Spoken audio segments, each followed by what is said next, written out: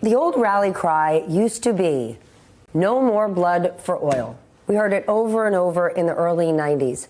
Now the president is saying the biggest reason to keep troops there are the oil fields. Yeah, we look like mercenaries.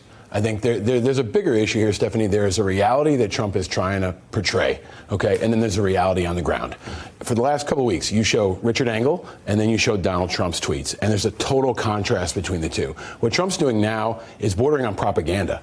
I mean, our troops are going in to places that he told us they weren't. They're going back and forth and getting jerked around. He says they're coming home, and they're not. They're actually, more of them are going to Saudi Arabia. So I think this really cuts to an erosion of the compact that our commander-in-chief is supposed to have with the American people. He's supposed to tell us the truth. He's supposed to tell the world the truth, especially about the livelihood of our sons and daughters. And that's all gone now. This is totally uncharted territory.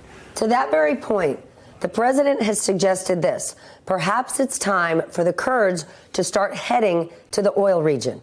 You just said it. NBC's own Richard Engel has called that very region a desert wasteland. It is hundreds of miles from where the Kurds have lived. Help me understand this disconnect.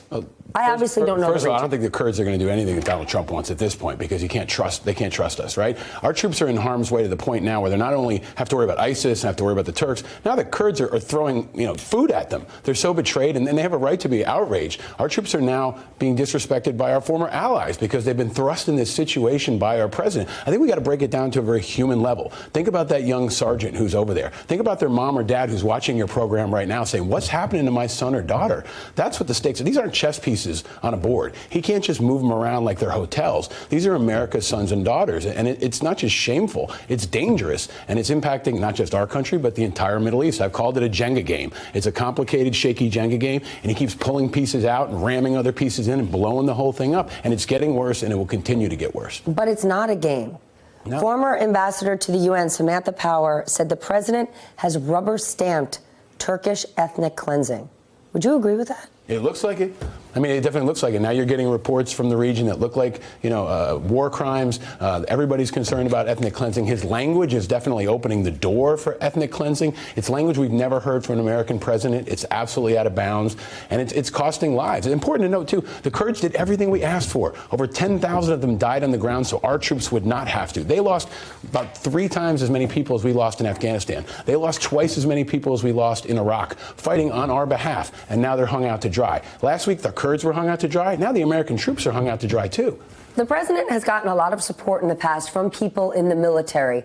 Is this going to change that? Oh, yeah. I mean, morale is really dropping quickly, and the support in the senior ranks and lower ranks is imploding. I mean, he attacked the Khan family, the Gold Star family, he attacked John McCain, all that kind of chipped away. This blew a hole in the middle of his support, not just in the veterans community, but in active duty. The Pentagon doesn't know what to do. They wake up every morning and they don't know what he might tweet or what he might say. And one of the most difficult things to watch is Secretary Esper, our Secretary of Defense, dancing. He has to dance behind Trump's tweets every interview he does. And you see that disconnect. When the guy running our war and our commander-in-chief are not connected, that's a very bad place for America to be.